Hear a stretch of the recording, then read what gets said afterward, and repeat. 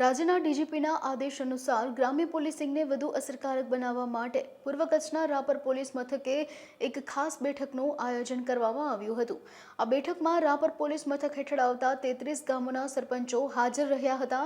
Border range IG Chirag Kordia અને પૂર્વ Kutch police વડા સાગર વાઘમારની સૂચનાથી યોજાયેલા આ કાર્યક્રમમાં કાયદો અને વ્યવસ્થા જાળવવા, ગ્રામ્ય વિસ્તારમાં સીસીટીવી કેમેરા લગાવવા, નશાકારક પ્રવૃત્તિઓ પર અંકુશ લાવવા અને સાયબર ક્રાઇમની સાવધ રહેવા જેવી બાબતો પર ખાસ ભાર મૂકવામાં આવ્યો હતો।